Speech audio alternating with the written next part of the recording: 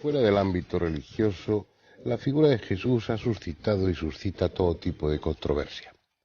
Incluso no son pocos los que se cuestionan la existencia real de Jesús. El hecho de que los evangelios se escribieran bastantes años después de su muerte no ha contribuido precisamente a esclarecer el tema. Los evangelistas tuvieron que recurrir a tradiciones orales, adornaron esa imagen de Jesús con acontecimientos piadosos y trataron de ajustarlo a lo que los profetas, especialmente Miqueas, habían anunciado respecto al Mesías. Todo eso hace que la figura de Jesús no esté perfectamente definida, que haya muchas lagunas, muchos aspectos oscuros. Sin embargo, hay un objeto, una tela, que parece refrendar punto por punto lo que los evangelios dicen respecto a su pasión y muerte. Me refiero a la conocida como sábana santa. Hoy vamos a ocuparnos de ese tema.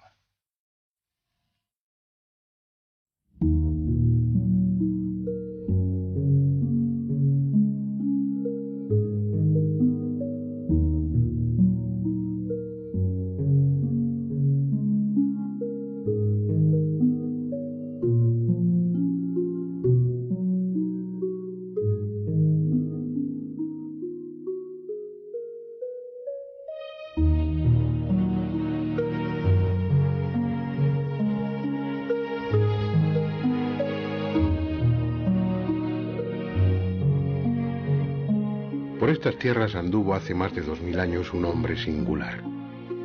Su auténtica historia nos es desconocida, pese a lo mucho que se ha escrito sobre sus hechos y enseñanzas. Pero acaso no importe, porque aunque fue de carne y sangre, se ha convertido en arquetipo, en modelo de vida, y para los que en él creen, en esperanza de salvación.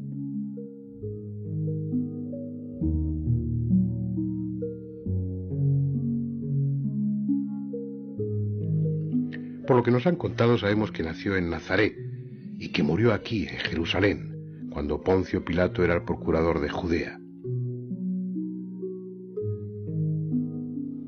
20 siglos es mucho tiempo. La Jerusalén que ahora recorren peregrinos y turistas poco tiene que ver con la que conoció Jesús. La llamada Vía Dolorosa y tantos otros lugares que hoy visitan con veneración los creyentes, quizás valgan como referencia espiritual, como monumento conmemorativo.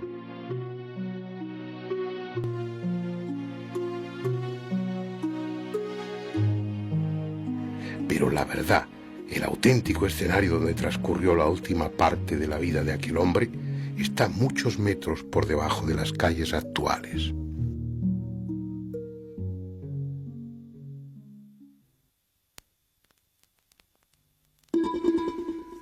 Es preciso entrar por el túnel que se abre a un extremo del Muro de las Lamentaciones y perderse por un laberinto subterráneo excavado entre ruinas de diferentes épocas.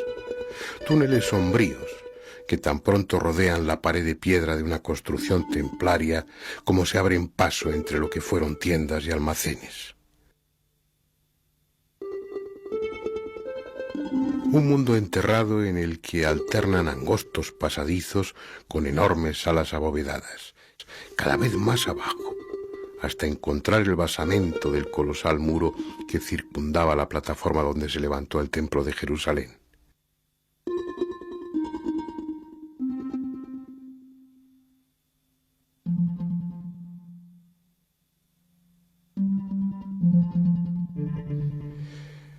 Y luego, en la parte más profunda, un trozo del pavimento original al descubierto.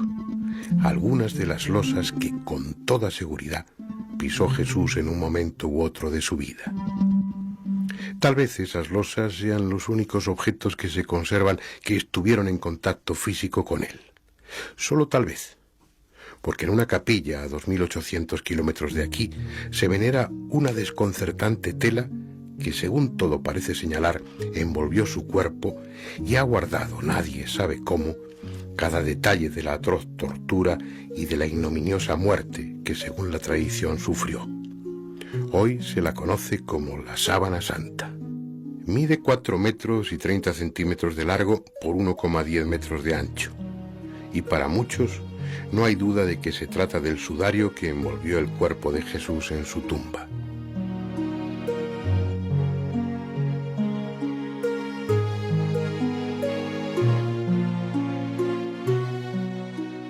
Cuando todo se hubo consumado y Jesús el Cristo estaba muerto, familiares y discípulos se hicieron cargo de su cadáver.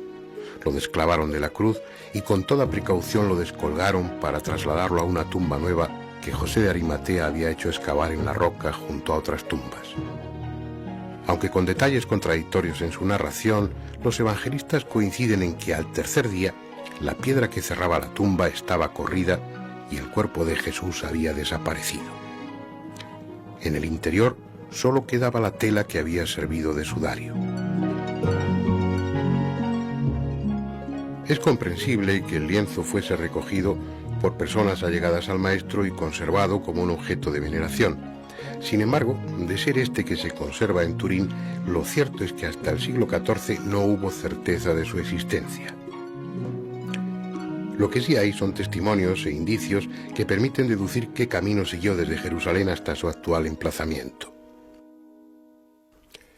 Según algunas referencias bastante verosímiles, en el siglo VI se conservaba un sudario similar en Edesa, en la actual Turquía. De allí pasó a Constantinopla, la capital, donde algunos peregrinos la sitúan en el siglo X.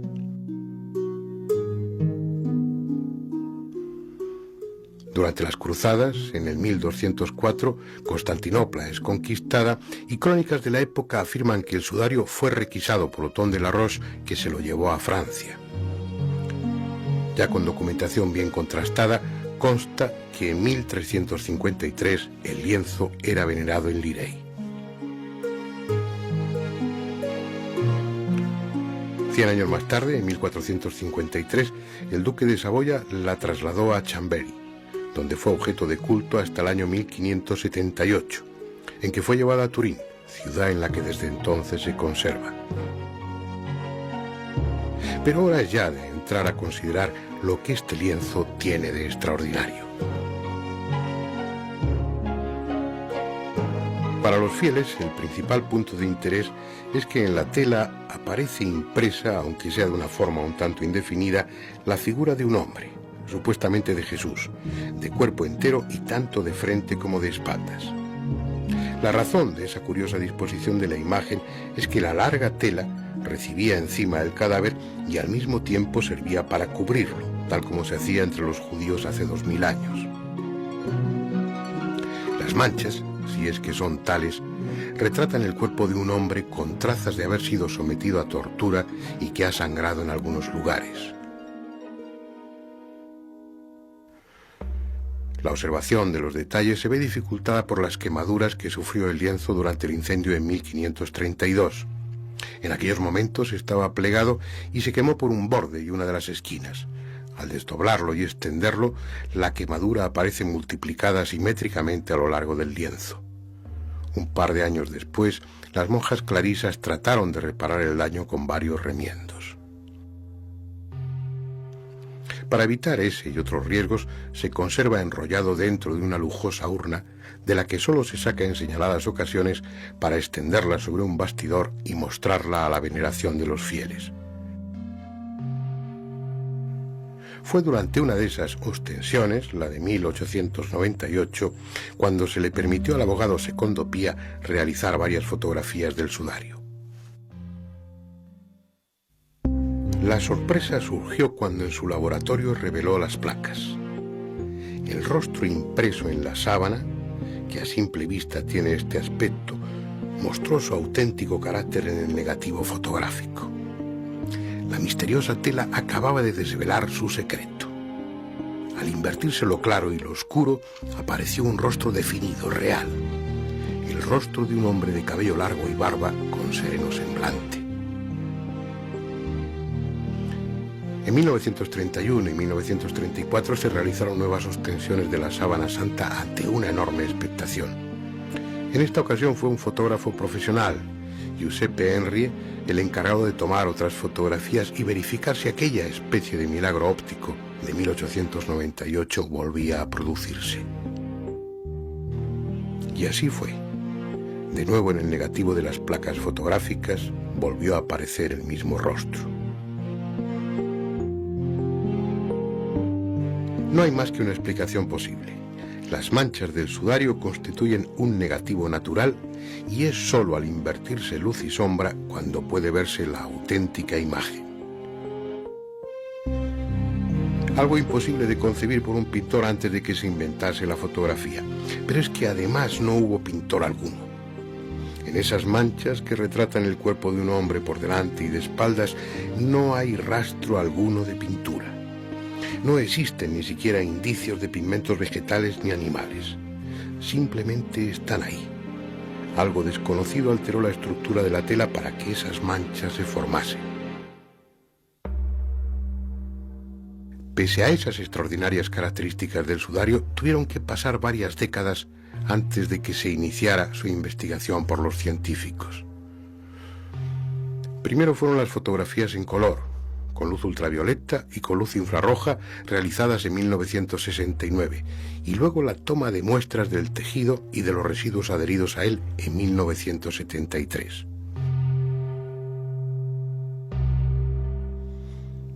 La tela resultó ser una sarga de lino de las que se tejían hace 2000 años en los telares de Palmira, a unos 300 kilómetros de Jerusalén, y que se exportaban a todos los países del entorno. Una tela, pues, procedente de esa zona geográfica y de esa época. Por su parte, las muestras de residuos tomadas de la sábana por el profesor Max Frey de la Universidad de Zúrich revelaron que en ella había granos de polen de los diferentes lugares por los que históricamente había pasado, pero también otros correspondientes a Constantinopla, lo que venía a confirmar la tradición. Y para que no quedara ninguna duda sobre su antigüedad y su origen, granos de polen procedentes de Israel. El mismo tipo de polen que se ha encontrado en los estratos sedimentarios de este lago, el de Genezaret, al que muchos llaman también Mar de Galilea. Alguien que murió hace 20 siglos en esta parte del mundo fue envuelto con ese sudario que ahora se venera en Turín. Un alguien que medía alrededor de 1,80 m y mostraba evidentes señales de haber sido torturado. Señales entre las que hay que incluir pequeñas heridas en la frente, múltiples latigazos, sobre todo en la espalda, y profundas heridas en las manos, en los pies y en un costado. Después veremos si hay más datos que permitan identificar a ese alguien.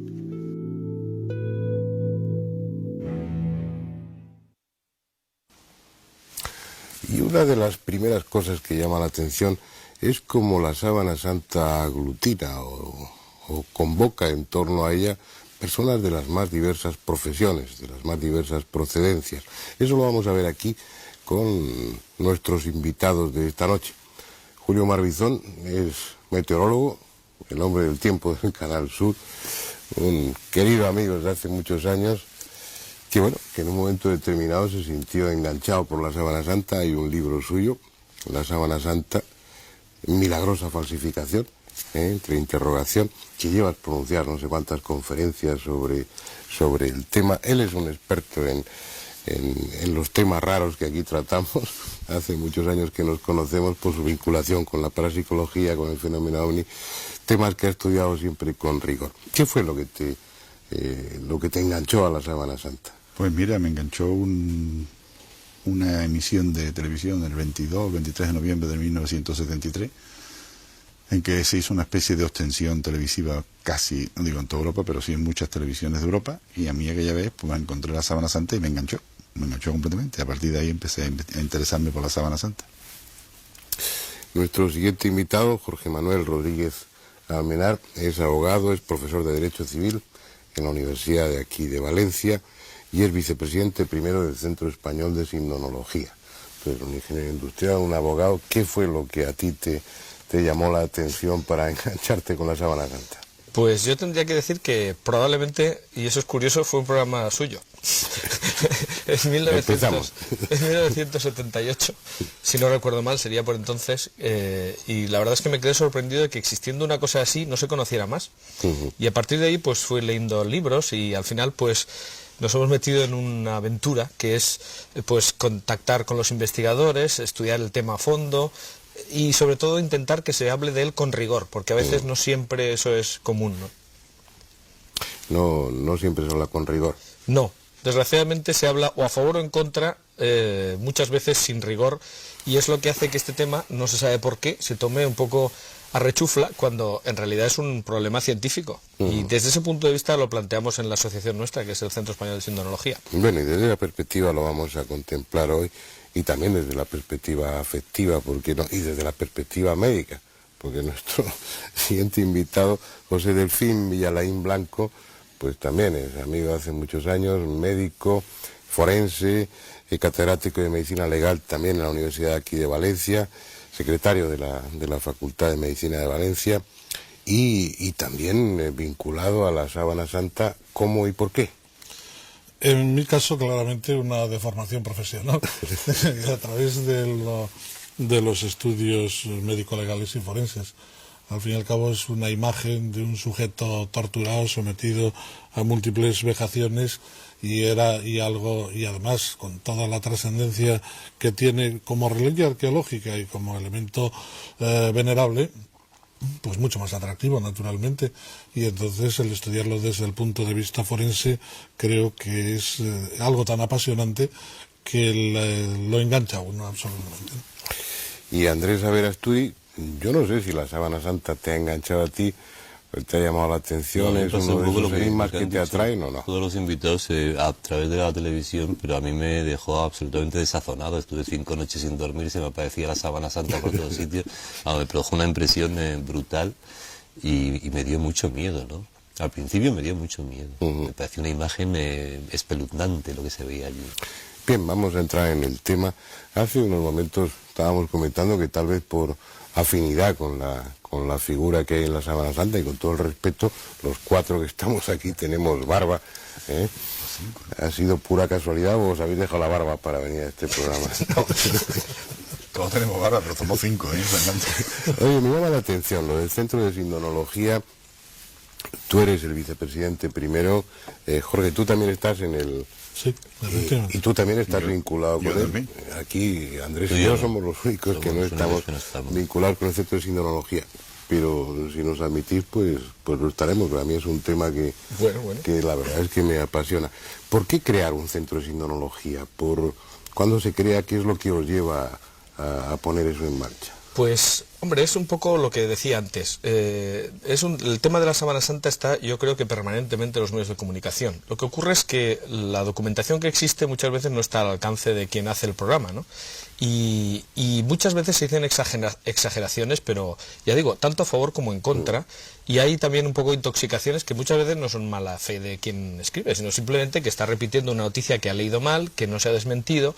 Entonces nuestra idea precisamente era, pues eso, poder aglutinar a tantísima gente que hay en España que tiene mucho interés y que, bueno, pues de esa manera se puede hacer que tengan acceso a los congresos especializados que haya, en su momento a la posibilidad de que haya investigaciones nuevas sobre el tema, investigar, que eso es una faceta muy importante de nuestra asociación, que tenemos un equipo de investigación que ha estado estudiando en los últimos 10 años el sudario de Oviedo, primero con absoluto sigilo y luego pues poco a poco sacando a la luz las conclusiones cuando ya son firmes, no antes de tiempo. En fin, todo eso se puede hacer cuando hay una pequeña infraestructura que es la nuestra. Tampoco somos una entidad pues muy grande, sino que tenemos varios centenares de socios, pero lo suficiente como para que efectivamente se puedan hacer ya bastantes cosas. Y el hecho de estar constituidos como un centro dedicado específicamente al tema de la Sábana Santa significa que recogéis también la información que en otros lugares del mundo se está produciendo por investigaciones de investigadores individuales o por cosas que se publican. Que esa es otra cosa que también hemos descubierto. A veces hay investigaciones a título personal de personas que no las ponen, precisamente no las exponen para que se cuestionen por otros, sino que simplemente mantienen su investigación y asumen sus propias conclusiones sin que haya un debate. Y eso es una cosa que es una lástima, ¿no? Porque a veces son ideas que son correctas, pero que lo que tiene que hacer un equipo multidisciplinar precisamente es contrastar sus opiniones, las investigaciones de cada uno con el resto de los miembros de su equipo. Eso nosotros hemos podido hacerlo y pensamos que lo que es una lástima es que no existan en otras latitudes, porque centros de sindonología hay muchos. En Estados Unidos, por ejemplo, hay 21. Pero tienen diversa índole. Algunos son de carácter religioso, otros se muestran solamente la devoción a la imagen, otros se plantean la investigación científica, pero claro, están pues eso, un poco descoordinados. Eso es lo que os iba a preguntar. Sí, las razones que mueven a interesarse en la Sábana Santa son exclusivamente religiosas o vuestra postura es al margen de la fe. Por ejemplo, Julio, yo sé que tú eres creyente, pero lo que te llevó a la Sábana Santa no fue la fe, sino la curiosidad. Pues por supuesto, yo no he mezclado la religión nunca ni la fe con la Sábana Santa, aunque posiblemente al final en mi libro sí me defino, ¿no? Pues me defino como creyente para que la gente sepa, así una forma de que la gente sepa quién eres, ¿no? Pero realmente yo no he tenido ninguna idea de investigar la Sábana Santa por la parte religiosa, sino por la parte científica. Es decir, era un misterio más. Yo creo que sigue siendo uno de los grandes misterios que nos quedan en el final del siglo y que está ahí y que hay que investigarlo. Y yo haría esa misma pregunta a Jorge y a José, si sois creyentes y si es la creencia lo que os lleva ahí a la sábana o no. Entonces, respecto a la primera pregunta, si somos creyentes, yo sí, pero mucho antes de que conociera el tema. Es decir, y de hecho pues hay grandes santos que no han conocido nada de la Sábana Santa y pues decir que no y al revés, ¿no? Es decir, que hay gente que es todo lo contrario, que ni se plantea otras cosas y sin embargo pues la Sábana Santa le atrae desde ese punto de vista de un enigma que lo es y que además que es una cosa que se puede contar, medir y pesar. Es decir, que el problema es que se puede contar, medir y pesar, pero lo que se cuenta, se mide y se pesa no da un resultado coherente, ¿no? Es decir, que se sale de los parámetros habituales. Es decir, que hay una imagen... Sí, eso es lo que hace, supongo que más fascinante la Sábana Santa. Y en tu caso, José... Yo me atrevería a insistir dentro de la misma línea en algo parecido, porque evidentemente la sábana, en tanto en cuanto pudo, ¿no? Con todas las reservas, ser el sudario de Jesucristo, ayuda a conocer a Jesucristo y por lo tanto también al hombre de fe pues le ayuda a mejorar su fe y ampliarla. Pero es que aunque se demostrase que no fueran el sudario de Jesucristo, sería un objeto igualmente apasionante. Y de hecho lo estudian personas agnósticas y personas muy religiosas y personas medianamente religiosas. De hecho, ahí está la historia de la sábana que la transformó. Yo me atrevería a plantearlo desde un punto de vista más estricto como el objeto arqueológico más estudiado de todos los que hay me atrevería a decir, sobre la Tierra en el momento actual. Quiere decirse que unos por religión, otros por ciencia, otros por curiosidad, todos acabamos enganchados en el tema, ¿no? Me parece que he estudiado, pero con unos resultados siempre muy contradictorios, ¿no? Pregunto. Yo no diría que esos resultados son contradictorios, porque las diferencias que se encuentran entre los autores son cuestiones muchas veces puramente de matiz que se exageran adrede en función de la ideología de cada cual, a favor o en contra. Y yo creo que muchas veces se crean falsas controversias. En un libro reciente que se ha publicado sobre la Sábana Santa hablaba el autor de la ley de la sábana, en el sentido de que este es el único objeto, precisamente por la impactación que tiene la figura de Jesucristo, que cuando se estudia una cuestión alguien la pone en duda, lo cual obliga a estudiarla más, nuevas dudas, nuevo estudio, y así continuamos y hace que sea, como decía antes, el objeto más estudiado desde el punto de vista como antigüedad, como objeto arqueológico o como objeto sagrado. Se puede citar aquí en esta mesa y con estos tres invitados el carbono 14, o casi mejor no digo ni No, hay que citarlo precisamente para aclararlo. Pues la verdad es que a mí se me cayó el alma a los pies cuando leí los resultados. Yo tengo que decir que a mí me creó un problema a media hora. Y luego sí, lo siento, pero es así. Me creó un problema porque... Explica un poquito lo que es la prueba, porque seguramente los telespectadores tampoco están... Sí, bueno, pues es un método que se utiliza en arqueología con bastante exactitud, tal como están precisamente de avanzado el método actual. Y lo que ocurre es que se basa simplemente en la idea de que todos los seres vivos tienen carbono, lógicamente, y una pequeña parte de ese es carbono 14. Si no quieres extenderte mucho, en la segunda parte del documental yo lo explico. Muy bien, muy bien. Explico. Bueno, pues entonces simplemente se viene a determinar que si tienen más carbono 14, pues se entiende que es un objeto más reciente, y si tiene menos, pues se piensa que es un objeto más antiguo. El problema es que la determinación con carbono 14 es, como digo, muy exacta, que es lo primero que he dicho, pero siempre y cuando la muestra tenga unas condiciones. Es decir, por ejemplo, datar los manuscritos del Mar Muerto pues era muy sencillo porque estaban pues 2000 años metidos dentro de una tinaja sin que nadie lo tocara. Ahora, datar con exactitud un objeto que lleva, por lo menos desde que está en Francia, desde el siglo XIV, siendo tocado por las manos de todas las personas que hubieran pasado copias, porque copias pintadas de la Sábana Santa hay y han estado frotadas sobre el original, como ponen ellas mismas. En España hay más de, por lo menos 28 que yo recuerde ahora mismo, están pintadas y todas ellas ponen copia pasada por el original que está en Chambéry, en Turín, en fin. Pasada porque... pasada y frotada, a veces frotada. ¿Por qué frotada? Porque se impregne sí, del carácter sagrado. Exactamente. Un problema de fe, fundamentalmente. Claro, claro. Es decir, nadie se ha planteado la Sábana Santa hasta hoy día como un problema científico hasta que ha sido posible. Hasta ahora se planteaba como un problema. La prueba del carbono nos dice que es de unos de 1200. Eso es lo que iba a decir yo, y si no Julio también puede. Tiene carbono 14, la muestra analizada, equivalente a un lienzo del siglo XIII. Ahora bien, ¿por qué tiene ese carbono 14? Pues eso es lo que hay que ver. Si nosotros nos preocupamos, por ejemplo, en leer el informe científico, no la rueda de prensa que dio el cardenal de Turín, porque claro, aquí hay que distinguir. El cardenal de Turín, cuando le recibió un telegrama diciendo fecha tal, se lanzó a dar una rueda de prensa diciendo, pues es del siglo XIV, nos da igual, la fe no se basa en esto y tal, pero es que ese no era el problema. Entonces, si uno lee el informe científico que se publicó en la revista Nature, que se publicó después, y uno lee que en la propia prueba del carbono 14, cuando se habla del grado de congruencia de los resultados entre los tres laboratorios, se ve que no llega al 5%, si uno se plantea pues simplemente consultar a quienes hacen pruebas de carbono 14, encontrará, para nuestra sorpresa, la respuesta de eso quiere decir que esta muestra está tan contaminada que la datación no sirve. Pero esto lo dicen quienes hacen dataciones con carbono 14, pero esto no ha trascendido a la opinión pública, porque se han quedado con la rueda de prensa del cardenal de Turín. De todas formas, tuvo que ser un jarro de agua fría en un principio.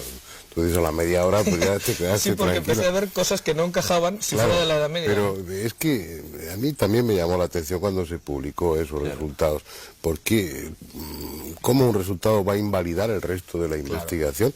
Si de acuerdo con las características de la tela, pues parece que es era de Palmira y de la época correspondiente, si de acuerdo con lo que hizo Max Frey, el palinólogo, pues allá hay muestras de ahí, hay polen procedente de los diferentes lugares por los que ha pasado la Sábana Santa. Sí hay toda esa serie de características, aparte de las que luego iremos comentando, ¿no? de la imposibilidad de hacer artificialmente o de hacer un retrato de esas características, como una sola prueba va a tirar por tierra todas las demás. Hay una incongruencia ahí. En la ciencia nunca hay más de 300 pruebas a favor de la Sábana Santa y una en contra, que es el carbono 14. Y yo creo que ningún científico tira 300 pruebas, grosso modo, a favor porque una diga lo contrario. Lo que hace es seguir investigando, ¿no? Julio, cuando... Pues mira, yo esperaba que saliera eso, precisamente. O sea, yo precisamente no me extrañó mucho y temía que saliera eso, o esperaba que saliera.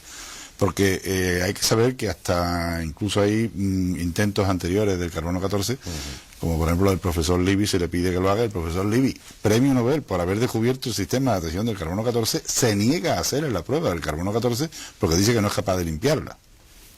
O sea que si un premio Nobel, inventor del sistema, ya pone ciertas dudas y ciertos problemas para hacer una datación del carbono 14, después... Y hay muchas más cosas que habría que discutir sobre los laboratorios, claro, sobre los sistemas, cómo se eliminaron 4 laboratorios que tenían sistemas no destructivos y se escogieron a 3 laboratorios que tenían sistemas destructivos, que tenían además el mismo sistema de datación, con lo cual si ese sistema tiene un error, los 3 van a cometer el mismo error. Una serie de cosas que habría que ver por qué se ha cejado tanto. ¿Pero por qué, José, que tú no estás...? Sí, perdona. Iba a añadir una cosa, que es que curiosamente el laboratorio que da 150 años más de antigüedad es el que utiliza un método de limpieza ligeramente más fuerte que los demás, lo cual parece indicar que efectivamente por ahí pueden ir los tiros, ¿no? Que era además lo que se había dicho que podía ocurrir. Lo que le iba a plantear, José, que lo puedo plantear a cualquiera de vosotros, es que un objeto de esas características mueve intereses de muy variada índole. Y hay mucha gente empeñada en que eso no tenga ese carácter milagroso o fuera de lo normal o fuera de lo natural, ¿no? Y de hecho se vio inmediatamente en las reacciones de determinada prensa o de determinados sectores, unos tocando a rebato y otros silenciando la noticia o matizándola y dando explicaciones, pero volvemos a lo mismo, porque detrás está, pues no sé, la figura de Jesús, que impacta mucho a unos por positivo y a otros por negativo. Yo estaba pensando, cuando preguntaste por la reacción, que yo no tuve ninguna reacción, porque no me dejó la medicina. Recuerdo que estaba por la calle, entré en un bar cuando dieron la noticia y allí salía el cardenal, la noticia y tal, y estaba escuchando la televisión y de repente una señora que estaba al lado se desmayó, se desvaneció como consecuencia de la noticia, tuve que atenderla médicamente y entonces eso hizo que reflexionara el día siguiente sobre lo que había oído y a mí no me impactó en absoluto porque no me dejó la medicina, ¿no? No, pero fíjate, es verdad, y además esto es un ejemplo, es decir, que tantos intereses hay en silenciar o en decir esto es falso como seguramente hay en decir que es cierto. Entonces, esa es la duda. A mí cuando ya empecé a enterarme, os digo la impresión, el santo prepucio, el santo no sé qué. Entonces es cuando se te cae el alma a los pies. Aquí todo es santo, todo el mundo tiene un trozo de algo, todo el mundo guarda cosas. Entonces es cuando empiezas a dudar muy seriamente de casi todo, ¿no? Y ese es un poco el problema que se nos plantea. Pero puedo contestar, ¿verdad? Bueno, imagínate. No esperéis a que yo pregunte, no. Iba a decir porque efectivamente eso es lo que se plantea a mucha gente. Claro, pero el problema está en que el punto de vista del siglo XX es totalmente distinto del de los siglos anteriores. Es decir, yo tengo, un criterio que me ha servido hasta ahora bastante bien en mi vida y creo que me seguirá sirviendo, que es que no hablar más que de lo que está estudiado. Es decir, que existan en distintos pueblos de España o del mundo reliquias que pueden ser algunas inverosímiles, pues, o sobre todo que se transmitan como reliquias inverosímiles, pues puede originar que si uno no sabe más que eso, diga, ¡hala, qué barbaridad! Pero claro, no es lo mismo, no se puede poner con el mismo rasero, no se puede juzgar una cosa que está efectivamente estudiada y estudiadísima, que otra cosa que es que no ha salido de un cajón y que a lo mejor se mantiene pues a saber por qué. Yo pondría un ejemplo que nos viene muy cerca, ya que estamos ahora mismo en Valencia, que es precisamente el de Liria. El San Miguel de Liria, pues San Miguel tiene una devoción enorme, ¿no? Entonces ahí se conserva un ala de la pluma del arcángel San Miguel, ¿no? Entonces uno dice, ¡hala, qué barbaridad! Bueno, pues si uno pregunta en Liria, todo el mundo sabe que es un ala, es una pluma del ala de una imagen del siglo medieval que efectivamente se destruyó, creo que en la Guerra Civil, y entonces queda una pluma metálica. Esto luego se ha transmitido fuera como que hay una pluma del ala del propio arcángel, y claro, eso es una barbaridad. La gente dice, ¡qué tontería! Pero la transmisión, ¿no? Claro, exactamente. Y eso pasa muchas veces. Sí, yo me permitiría, hay otro ejemplo. Cuando estuvimos estudiando el sudario de Oviedo, que es la reliquia complementaria de esta. ¿Por qué es complementaria? Ya ha salido un par de veces. Sí, cuando me parece que es en el Evangelio de San Juan, en el capítulo 20, cuando se le comunica que no está el Señor en la tumba, Juan y Pedro salen corriendo, Juan llega primero, Pedro después, entran y ven los lienzos aplanados en el suelo y el sudario que había estado sobre su cabeza enrollado aparte. Quiere decirse que hay dos lienzos, o hay dos reliquias, o hay dos elementos complementarios porque pertenecieron al mismo cadáver, y según la tradición, este se encuentra en la Catedral de Oviedo, y entonces el Centro Español de Sinología organizó un equipo multidisciplinar para estudiar esto. A raíz de esto, ¿y qué conclusiones en el camarín? Bueno, esto sería motivo para otra sesión semejante a esta, ¿no? Pues haremos otra. Si no te lo resumimos en un momento. Pero a lo que iba en relación a las reliquias, y ahí hay un relicario inmenso. Y a mí me sorprendió una reliquia que era leche de la Virgen María. Yo, por Dios, qué disparate, ¿no? Leche de la Virgen María, ¿quién se entretiene? Esto es un fraude. Pues no es un fraude, porque en la ampolla correspondiente hay un polvillo blanco. Cuando estuve, bueno, yo pensé que era un fraude, cuando estuve en Palestina resulta que hay una cueva donde la Virgen, según la tradición, daba de mamar al niño, es una cueva caliza blanca. Y los peregrinos lo que hacían era raspar la pared, coger polvillo de aquello y traerlo como reliquia de la cueva de la leche de la Virgen María.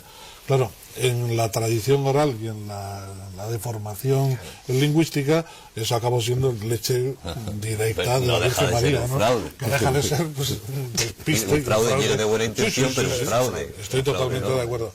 Y esto es una cosa que se está haciendo y me parece muy bien por parte de la Iglesia, el ir estudiando todas estas reliquias, determinando cuáles son ciertas, cuáles pueden ser ciertas, cuáles son falsas, para dejar. La reacción del obispo de Turín fue realmente lamentable, eso es cierto, ¿no? Porque fue como un tirar la toalla como entrada. Me permití un momento, todavía con la reliquia había un poquito más. Yo no me creo prácticamente ninguna de esas reliquias, te digo, no me creo ni los trozos de la cruz, había 27 cruces por lo menos que se caían. Y es más, habría uno que pensar hasta si se pudo un judío ser capaz de coger el lienzo funerario con el tabú que había. Luego tenía que ser posiblemente un discípulo no judío, que también lo había. Entonces que hasta ese momento, hasta eso nos podía plantear duda, decir, bueno, pues no me puedo creer que esto haya durado, si no fuera por la ciencia. Es decir, que a todo eso le apoya la ciencia. Dice que la ciencia, después, estudiando esto, nos dice que es posible que fuera. Y eso es lo que a mí me inclina. ¿Me explico? No, sí, ese es el problema, pero la ciencia lo que dice es que ahí estuvo un cuerpo que dejó impregnada. ¿Ese cuerpo corresponde a Jesucristo? Los puntos que hay sobre ese cuerpo, sobre ese lienzo, las cosas que hay, los pólenes, imágenes de algunas hojas de unas plantas, de algunas flores que han quedado de Jerusalén, que son autóctonas de Jerusalén de aquella época, todo eso aparece ahí. Luego entonces tiene una serie de datos ahí que están... Quitando el tema del carbono 14 que lo habéis explicado, es de esa época. Antes de que sigáis, explícame la reacción del obispo de Turín. El obispo dijo que lo típico, dice que les daba igual, que esto es una cuestión de fe, entonces marginó el informe de esto, no lo valoró o lo valoró excesivamente al no valorarlo. Y entonces nos dejó a todos con dos palmos de narices. Bueno. Me da igual que sea verdad o mentira, me da igual lo que diga el carbono 14, yo me creo, yo sigo en lo mío. Que es una postura muy típica muchas veces de la Iglesia, ¿no? Y por pero eso también Luigi Gonella dice detrás, el asesor científico del cardenal dice detrás, posiblemente este informe nos data en el lienzo, pero no es capaz de explicarnos la formación de la imagen. Claro, es que esa es otra historia. Eso es, además es que curiosamente el comunicado oficial del arzobispado de Turín, que yo no vi reflejado más que en La Vanguardia, la verdad es que tengo que decir que en toda la prensa española no lo vi copiado en ningún sitio, y solamente La Vanguardia lo daba completo, decía entre otras cosas eso, es decir, que la imagen, la formación de la imagen es un problema sin explicación. Lo que ocurre es que yo creo que lo que fue peor fue precisamente la intervención en la rueda de prensa del cardenal de Turín, porque llegó a decir, se le calentó la boca y yo, porque nos da igual absolutamente que sea o que no sea, tal y cual. Entonces, claro, bueno, sí, pero, en fin, es que como uno hace una encuesta, es como si uno hiciera una encuesta y no pusiera la ficha técnica. Es decir, tú puedes salir a la calle, preguntar a 10 personas, todas están a favor, todas están en contra. De comunicación, de la ciencia y la comunicación. El problema que planteas es que es un problema, yo entiendo, insoluble. Y yo creo que jamás se podrá probar que el lienzo de este que estamos estudiando fue el que envolvió necesaria y exclusivamente el cuerpo de Jesucristo. Porque para esto habría que entrar en un proceso de identificación jurídico-policial. Entonces habría que encontrar la huella dactilar conocida de Jesucristo que se compare con la huella dactilar que existe en la sábana. Y esto, pues tampoco, porque encontramos el ADN de la sábana, bien, se tiene un espectro de ADN, ¿y qué? ¿Con qué lo comparamos? Claro, por lo tanto, no tenemos el ADN de Jesucristo ni ninguna reliquia cierta. Porque hay lo que es la imagen en sí, no se sabe cómo está formada, pero sí hay manchas de sangre y de cómo suero. Está formada sí que se sabe, ¿no? Pero luego y hay manchas de sangre y de suero. Las de sangre y suero, ¿qué reflejan? Y lo que reflejan pues es el tormento y las lesiones. Pero es una sangre normal, es una sangre convencional. Que coincide con todo lo que los evangelios relatan. Pero esto demuestra que es de Jesucristo. Hombre, pues el relato evangélico es muy peculiar porque es una manera de tortura muy atípica, ¿eh? Claro. Y que coincida todo esto pues hace que casi lo señale con el dedo. Pero falta ese casi, y volvemos a lo mismo. ¿Podremos demostrarlo 100%? No. Podremos acercarnos mucho. Tú señalabas, hay 300 datos a favor y 1 en contra. Quiere decir que muy posiblemente lo sea, pero el llegar a la afirmación rotunda y con absoluta seguridad es imposible, porque en el momento actual no hay ninguna reliquia cierta de no hay nada que se pueda comparar con... Claro. Entonces... Tomando también, por ejemplo, la referencia que decíamos, en el sudario de Oviedo hay sangre, sí, es sangre humana, sí, sangre del grupo AB, sí, como la de Turín, con manchas semejantes, comparables, superponibles, que son calco una de otra. Pues sí, pero ¿eso demuestra que pertenece a Jesucristo? No, pertenece a que estuvo sobre el mismo cuerpo. Y punto. Ya, bueno, lo que pasa es que es unir sumando y, bueno, al final 2 y 2 tienen que ser 4. Claro. Si vas reuniendo, bueno, no, a lo mejor no es la de Jesús, pero resulta que corresponde a hace unos 2000 años. Tiene toda una serie de características que la identifican con ese lugar y con esa época. Y luego tú como forense, porque me imagino que habrás estudiado a fondo esos aspectos de la sábana, es que se ajusta punto por punto a la descripción que... Yo me atrevería a añadir otra cosa, sí. Si en lugar de tratarse de Jesucristo se tratara de Cleopatra o de Napoleón o de Julio César, en este momento todos dábamos por hecho que era el sudario de estos personajes. Pero está Jesucristo detrás y con él naturalmente todas las implicaciones que arrastra, claro, y que hace que los que estén a favor sigan estando a favor y los que estén en contra pues sigan buscando argumentaciones. Ya, hombre, pero crucificados en aquella época hubo muchos, claro, pero que fueran coronados de espina, que claro, recibieran pues todo ese trato que según los evangelistas recibió Jesús, es ir sumando y vas, es como haces con una huella a tirar, claro, vas reuniendo elementos hasta que... Eso se ha calculado estadísticamente, quiero decir que no es una prueba científica absoluta, porque precisamente falta otro referente que pudiera darse. Pero lo que sí que se ha hecho, y además es que lo hizo Bruno Barberis, que es el presidente del Centro Internacional de Sindología de Turín, que es matemático, es hacer un cálculo de probabilidades diciendo, vamos a ver, hay una serie de características que salen aquí, ¿en qué posibilidad hay de que se dieran en otro crucificado? Porque efectivamente hubo pues miles de crucificados, además al final de la época, vamos, de los romanos empiezan a crucificar gente en Jerusalén y bueno, se quedan solos, ¿no? Pero ¿cuántos de ellos tuvieron un tormento exactamente igual? Empezando porque está enterrado. O sea, es que un crucificado no se enterraba, y menos en una sábana como con esas características, ¿no? Pero empezando por ahí, pues todo, es decir, coronado de espinas, pues... Entonces, calculando, por ejemplo, de cuántos fueron enterrados. Esto ya digo que por eso no es científico puramente, porque es un cálculo... Por ejemplo, pues 1 de cada 2. ¿Cuántos de estos serían coronados de espina? 1 de cada 10. Hace falta más fe para no creer que para creer, según las pruebas. Pero ¿por qué solo nos queda eso de la vida de Jesús? Eso es lo que a mí me sorprende. ¿Por qué no queda la túnica que se repartieron según las Ahí sí que radicalmente discrepo. A ver. Porque quedan muchas reliquias. Por ejemplo, estamos hablando del sudario de Oviedo, y hay otra que se está empezando a analizar. Ahí están las túnicas los ropajes que según la tradición llevó Jesucristo. Ahí está la túnica de Alirey y la de Argentel, que hay que estudiar también. Existen, pues no sé, clavos, espinas, la propia cruz, toda una parafernalia de reliquias reales y falsas que hay que estudiar naturalmente, y es que el estudio ha comenzado ahora. Y lógicamente para conocer la personalidad de Jesucristo tampoco deberíamos de limitarnos solo a la... No, yo esto es al margen de la fe de cada uno, eso está claro, ¿no? Quiere decir que aquí nadie se cuestiona lo que se crea cada uno y todo lo demás, sino simplemente el hecho científico, digamos, de la sábana, ¿no? Que verdaderamente es que es demasiado impresionante para creértelo. Y yo lo reconozco así, es decir, a mí me cuesta creérmelo por lo fuerte que me resulta, por lo impactante que resulta, ¿no? Esa figura de 1,90 teóricamente, ¿no? Un poquito menos. Bastante menos. Bastante. ¿Cuánto medía? Por eso yo titulo el libro como título. Si es una falsificación es más milagrosa que si es de verdad. Es más difícil hacer la falsificación que ser. Mucho más difícil. Claro. Hay, precisamente sobre la altura... Sí, hay muchos datos, vamos. No, iba a decir que hay diversas medidas. Esto es una cosa que a veces, como no hay tiempo de explicarlo muchas veces, la gente dice, pues no es posible que tengas altura y tal, o la parte de detrás es más corta, o sea, la impronta de la huella de la parte posterior del cuerpo es más corta que la de delante y tal. Hay que tener en cuenta que precisamente lo que no es una figura colgada y con una tela extendida, como se muestra. Es decir, que en realidad es un cuerpo que está con forma de 4. Lógicamente hay una serie de deformaciones que tiene la proyección de la imagen sobre un plano, que cuando tú estiras la tela, pues evidentemente crece. Entonces se producen deformaciones. O sea, hay cosas tan curiosas como que gente diga, pues es que es falso porque tiene los brazos muy largos. Oiga, colóquese en la posición en que está el cuerpo, ve usted que los brazos llegan donde tienen que llegar. O sea, cosas así que son increíbles, pues a veces se dicen, se hacen descalificaciones sin ningún tipo de rigor.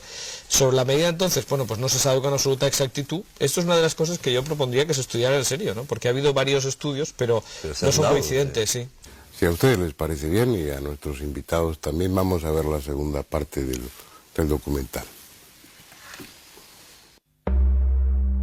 Nuestra búsqueda de lo más lejano está contribuyendo, paradójicamente, a un mejor conocimiento de lo cercano. La tecnología desarrollada para la exploración del espacio encuentra después multitud de aplicaciones en nuestra vida diaria. Algunas de ellas en el campo de la paleontología, de la arqueología y de todo cuanto tiene que ver con el pasado. También la Sábana Santa se ha visto beneficiada de esos avances técnicos. El mismo sistema que se utilizó para estudiar las imágenes que llegaron de Marte durante el proyecto Vikingo se aplicó con fotografías del sudario.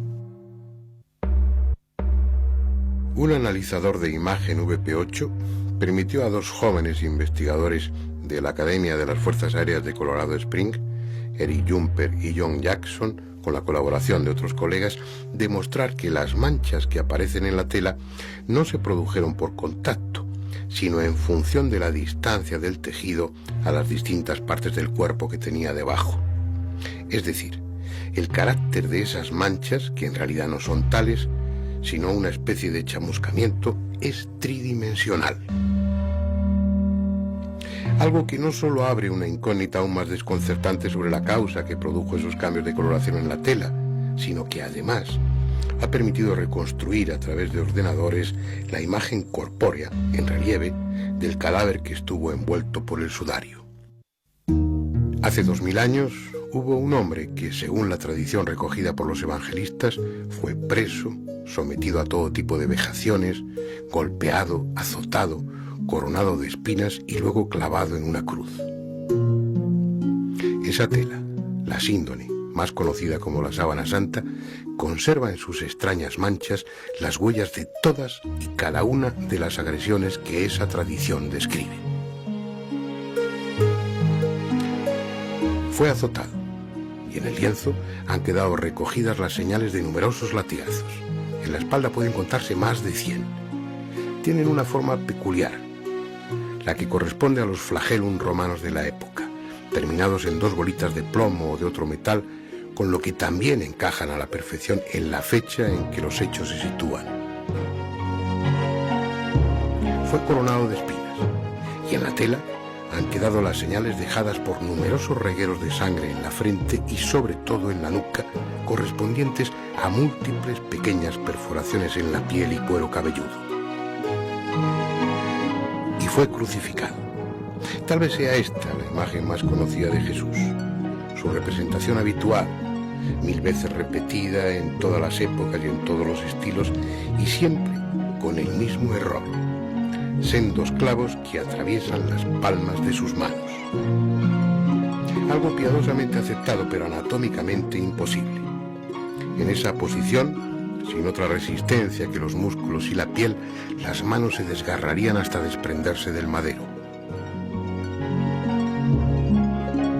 El único lugar lógico para clavar los clavos es en la muñeca, entre los huesos del carpo, en el llamado punto de Destot, lo que impediría el desgarramiento. Exactamente en el mismo lugar donde aparece la mancha de sangre en la mano que, superponiéndose a la otra, quedó impresa en el lienzo. Otra incomprensible coincidencia, a no ser que la tela sea lo que dicen que es. Solo hay un argumento en contra de su autenticidad, solo uno. Sin embargo, para los escépticos es más que suficiente. Ese argumento es el resultado de la datación por el carbono 14 que se hizo con pequeños trozos de la tela en 1988. El carbono 14 es un isótopo de carbono que se forma en las capas altas de la atmósfera y está presente en el aire, en el agua, en las rocas. Los seres vivos, desde los microbios hasta las plantas y los animales, lo estamos incorporando a nuestro organismo durante toda la vida.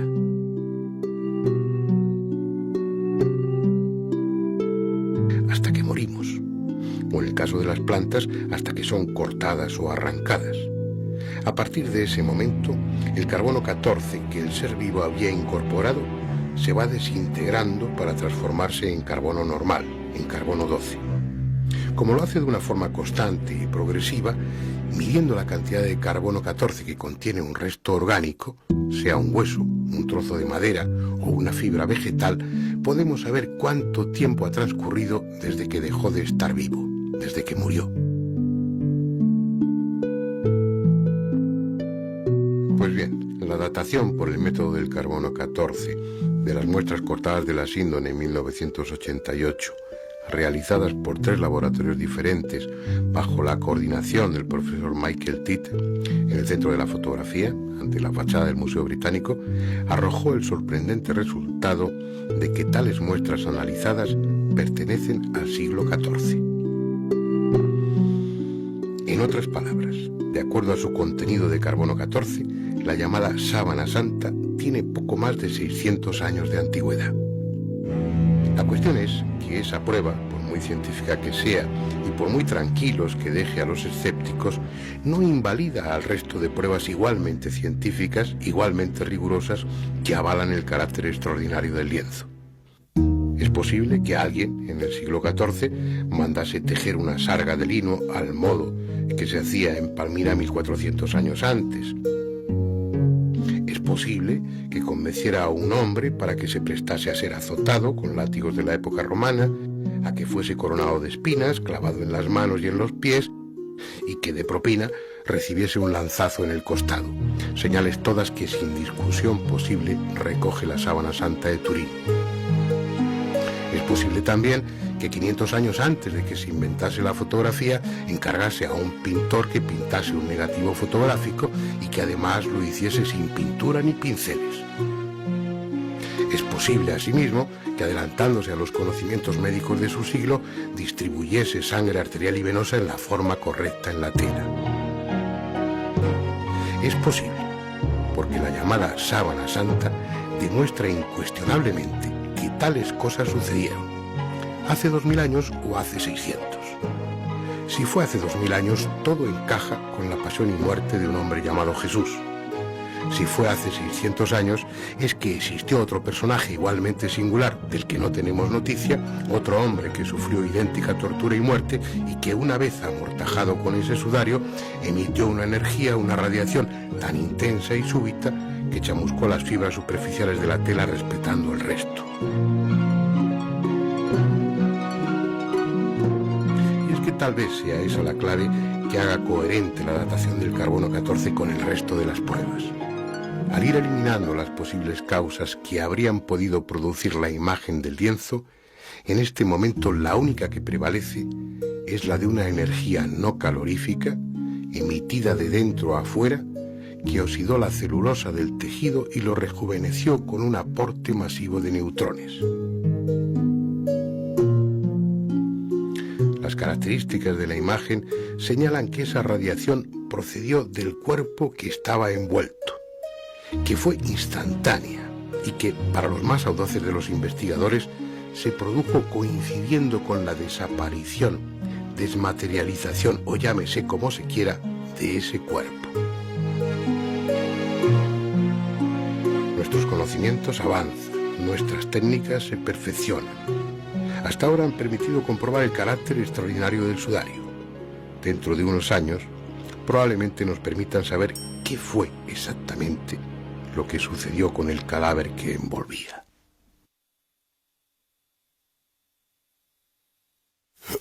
Bueno, continuemos con el coloquio. Hay aspectos. Una cosa que me llama la atención, que es que no veo publicado o no se alude con la frecuencia que yo imaginaría o que pienso que debiera hacerse a un trabajo en Montpellier, me parece, de Jean-Baptiste Renaud. Yo lo publiqué en una revista que dirigí hace años, en Espacio y Tiempo, que me parece que eso me lo mandó la agencia Europa Today o algún... Y este hombre había hecho una prueba, porque uno de los problemas, que no ha salido en la primera parte, pero bueno, ya se comenta en el documental, es que no son manchas, no es pintura, no se sabe realmente cómo se ha producido esa imagen. Entonces este hombre lo que hizo fue someter una tela a un bombardeo de radiación de protones y de neutrones. El hombre hizo una serie de cálculos de tal manera que con un bombardeo de protones y neutrones conseguía una oxidación de la celulosa que daba ese color al lienzo, y al mismo tiempo el bombardeo de neutrones lo que hacía era rejuvenecer la tela. Es decir, tal como sostenían los ingenieros, esos colaboradores de la NASA, los primeros que hablaban de la tridimensionalidad, me parece, de la imagen, sugerían que esa imagen se formó estando el cuerpo levitando. Yo no sé hasta qué punto eso es defendible o no, pero... No hace falta que levite. No hace falta que levite. Pero sí que se formó por una brusca emisión de energía. Esa es la teoría que se mantuvo en los años 70, efectivamente, por el equipo Sturm, que fue el que investigó la naturaleza de la imagen, ¿no? Estos científicos, que la gente llama de la NASA, porque algunos efectivamente pertenecían a la colaboraban NASA, lo que hicieron fue ir descartando otras posibilidades, y efectivamente plantearon la posibilidad de que algún tipo de radiación pudiera producir una imagen semejante a la de la síndrome. Esto es lo que hizo Jean-Baptiste Guinaudot, que en Montpellier, pero hay que tener en cuenta que, claro, no con un cadáver. Es decir, lo que ha hecho simplemente son unos circulitos. Entonces, claro, ante eso, pues siempre se puede plantear que es la contra, ¿no? Y por qué tiene que haber aquí una emisión de neutrones, ¿no? Hombre, porque lo que tiene que haber es una emisión de algo. La imagen se formó de alguna manera. Y si no está pintada, no son manchas de sudor, no son... la tela está como tostada, da esa impresión. ¿Sí? La conclusión es que algo se produjo allí debajo, dentro de esa tela, una emisión de algo que chamuscó o tostó la... Tú lo has dicho con todo. Llámalo como quieras. ¿Qué es lo que...? Chamuscamiento superficial, como si alguien hubiera... ¿Qué pasa? ¿Que ese cuerpo tenía una fiebre, soplete, ¿no? ¿Tenía fiebre muy alta el cuerpo? Pero tiene que ser una radiación puntiforme, enormemente intensa y con una serie de peculiaridades. Yo dejaría a los técnicos, porque eso ya trasciende de la medicina, pero una serie de particularidades, sobre todo determinadas por la finura del detalle de la imagen, que no la puede producir las radiaciones conocidas. Por eso se van a las radiaciones atómicas o lo que sea. Cualquier foco que emite una radiación lo emite en todos los sentidos, y si produce una imagen va a ser una imagen difusa.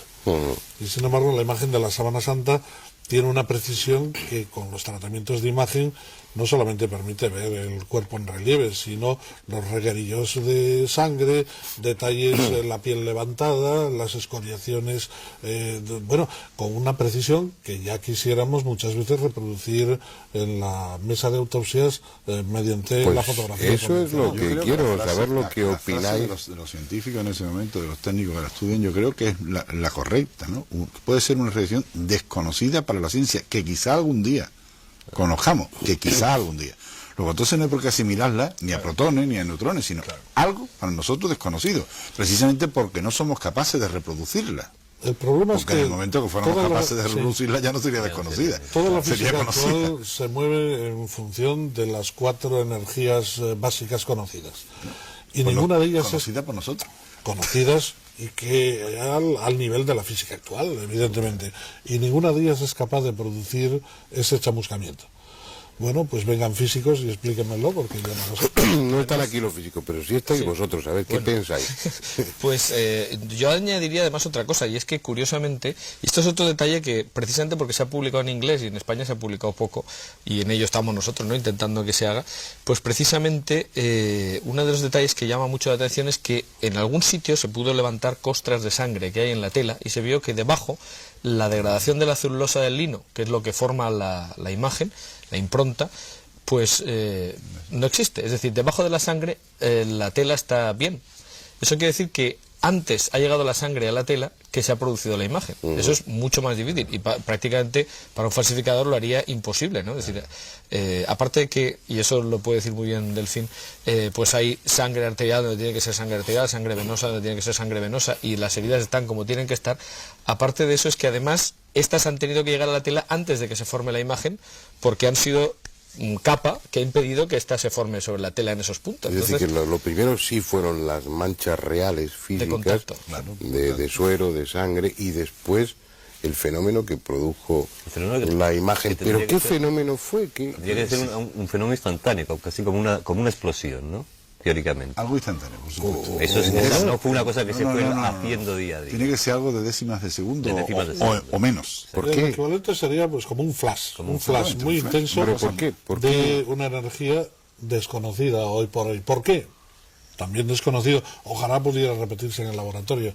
Pero digo que ¿por qué deducís, José, por qué deducís que tuvo que ser algo instantáneo, una especie de flash, y no un proceso que duró unas horas, por ejemplo? Hubiera afectado a fibras más profundas en la tela, cosa que no ocurre, puesto que el hilo de lino tiene entre 150 y 200 fibras de lino, y hay afectadas 3 fibras nada más, superficiales. Luego, entonces realmente hubiera afectado mucho más, hubiera penetrado mucho más, hubiera sido más penetrante, ¿no? Esto es algo instantáneo, un flash. ¿Qué? Y yo añadiría que... Venga, hombre. No, es que eso es una pregunta que no tiene respuesta, porque es que resulta que la ciencia... No digo que me deis una respuesta... Es un problema metodológico. Es que resulta que la ciencia actual funciona a base de repetir el fenómeno.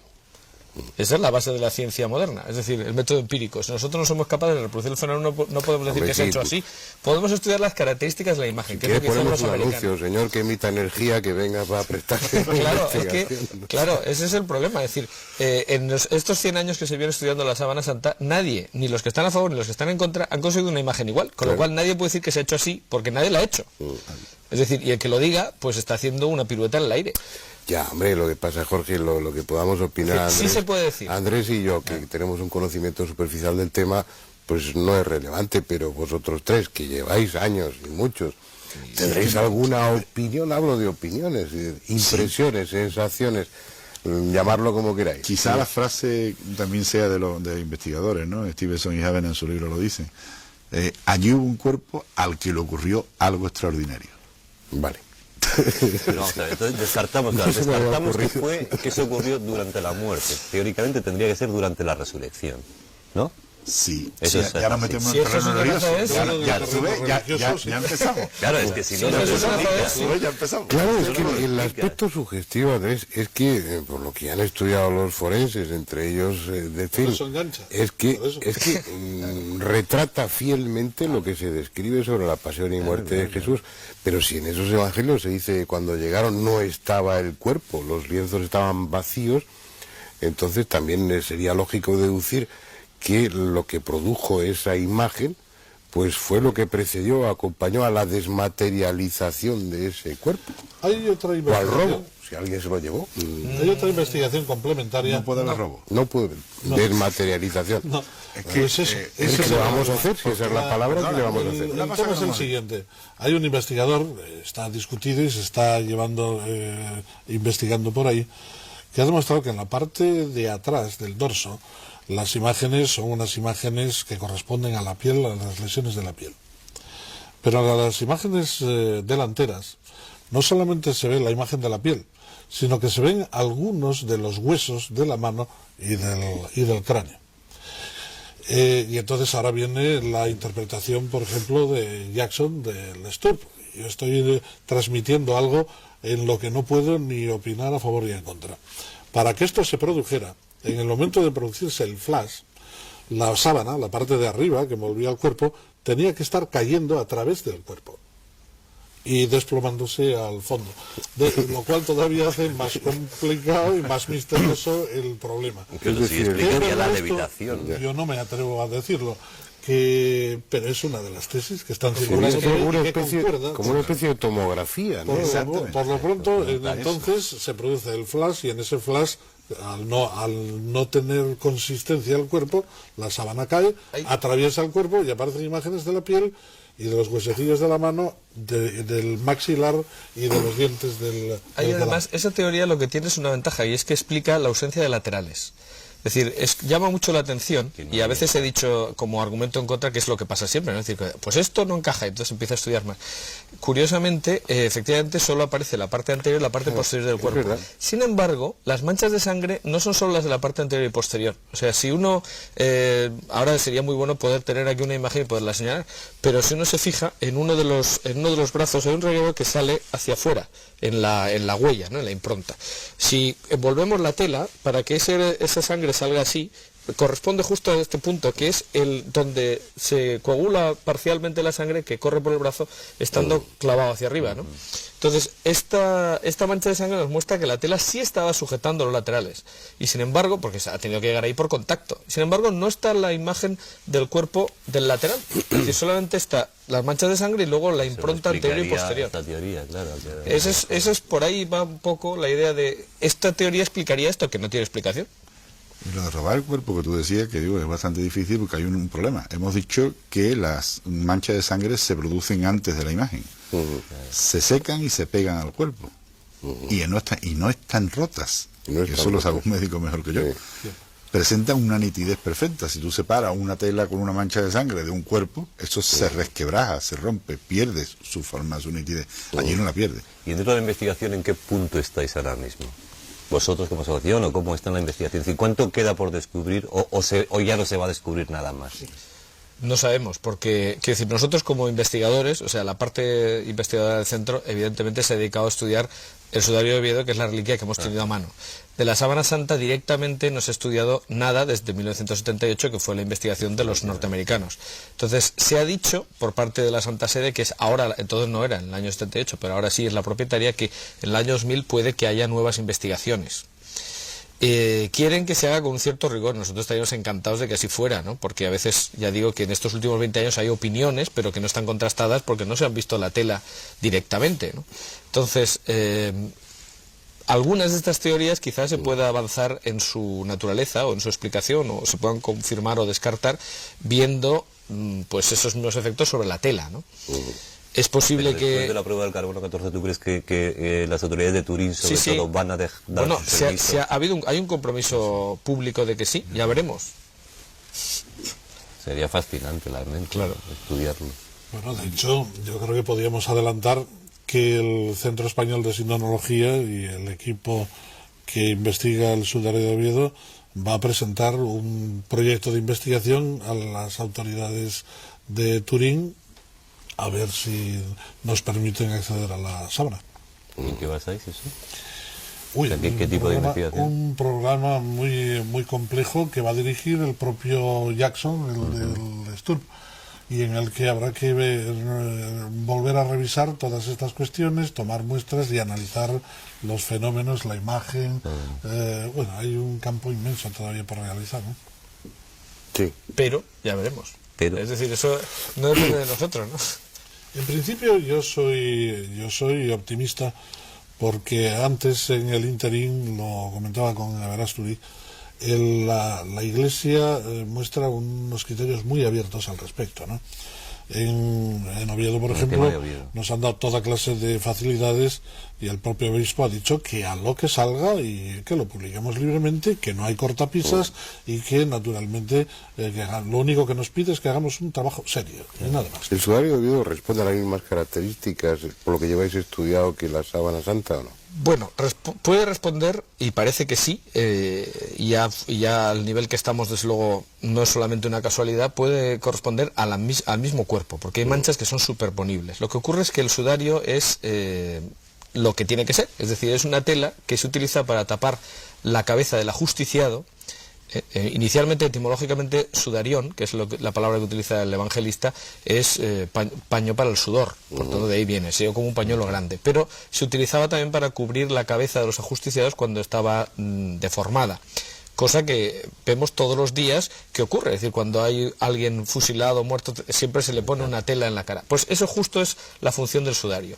Entonces sabemos que en el caso de Jesús sí existió esa tela, estaba para evitar que cayera sangre de la nariz y de la boca entre el traslado entre la cruz y el sepulcro. Una vez en el sepulcro el sudario se quitaba, se dejaba enrollado en un sitio, dice el evangelista, ¿no? En otro sitio, pero no dentro de la sábana. Entonces lo que ocurre es que, claro, si es el mismo cuerpo el que ha producido las mismas manchas, algunas tienen que coincidir, no todas, porque sería prácticamente imposible, no es una fotocopia, ¿no? No hay imagen, porque la imagen se ha producido después en la sábana. Claro. Pero sí que, siguiendo los dobleces que el sudario sigue manteniendo, porque el lino, si no lo planchas, mantiene las arrugas, y además se ha tratado siempre con mucha veneración, Y yo creo que incluso con un poco de asco, porque algunas de estas cosas pueden haberse guardado simplemente porque se han guardado, es decir, porque no se pueden tirar. En la mentalidad hebrea la sangre contiene el alma, entonces tampoco se puede tirar, pero produce impureza. O sea, el problema que tendrían que tener los apóstoles con el caso de la sábana o del sudario debía ser terrible. ¿Qué hacer? Pero bueno, lo cierto es que la tela que está en Oviedo pues tiene unas características que corresponden con lo que dice la tradición, que es el sudario. Y algunas manchas son plenamente coincidentes, no pensábamos que estuvieran todas ni mucho menos, pero algunas, por ejemplo, las de la zona de la nuca, que son, esto lo puede decir Delfín muy bien, que lo ha estudiado directamente, pues son absolutamente coincidentes, o sea, algo así como -2, todas las demás son exactamente del mismo tipo de sangre, la misma posición, el mismo tamaño, etcétera, etcétera. ¿Y la tela también tiene las mismas características o no? No, es una tela de lino, pero más ligera. Un pañuelo y además burdo, ordinario, ¿no? Mientras que la sábana tiene es una sábana fina, muy bien elaborada.